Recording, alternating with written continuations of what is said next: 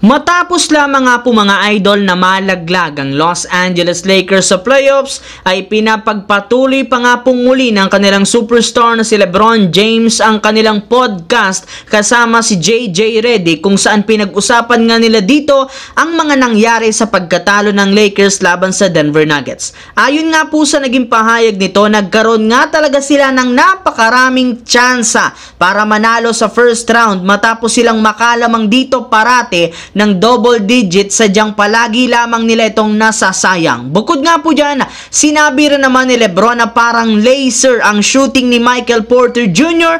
ng Nuggets sa kanilang laban, since kahit anuman ngang klaseng depensa ang ibigay nila sa kanya, na ipapasok para naman ito ang lahat ng kanyang mga binibitawang tira. Kaya malaki ang kanyang pagkakagulat ngayon bakit bigla na lamang nag-iba ang laro nito at biglang lumamig ang shooting sa kasalukuyang serye ng Denver laban sa Minnesota Timberwolves. Sigurado nga po na malaki ang pagkakaiba ng depensa ng Lakers kumpara sa Timberwolves, kayong kita naman na hindi lang si Porter ang naapektuhan nito, bagkus lahat ng mga player ng Denver ay nahihirapan kagaya ni na Jamal Murray at Nikola Jokic na sobrang nag-struggle sa pagtatala ng puntos. Samantala, bagamat man nabaon ng Denver Nuggets sa 0-2 at nawala sa kanilang home court advantage laban sa Minnesota, hindi pa rin huli ang lahat para sa kanila. Sa katunayan, maaari para naman nga silang makabalik at makabawi sa serye kung maipapanalo nila ang Game 3 at Game 4. Bale, binigyan rin naman sila ng NBA ng at least 3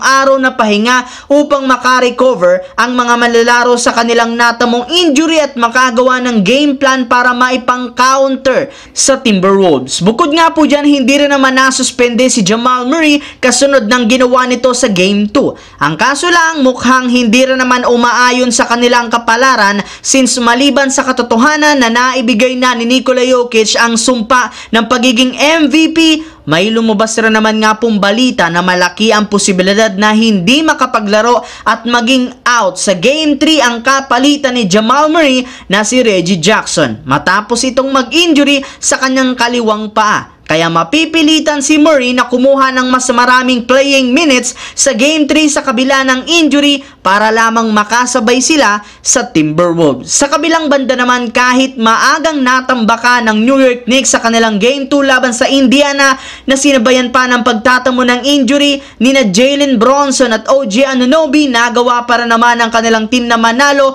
at makuha ang 2-0.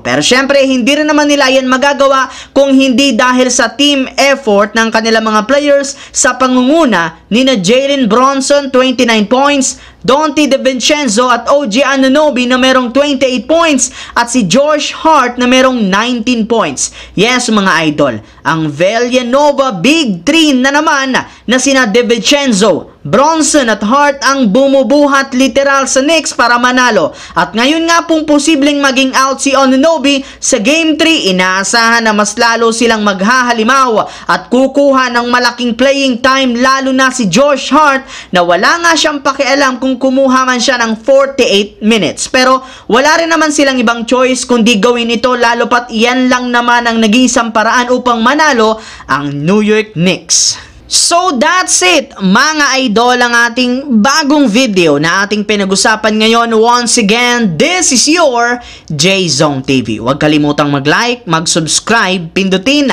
ang notification bell sa akin channel para lagi kayo maging updated sa mga nangyayari sa NBA. I-follow nyo na ang ating Facebook page, J-Zone TV. Maraming salamat mga idol.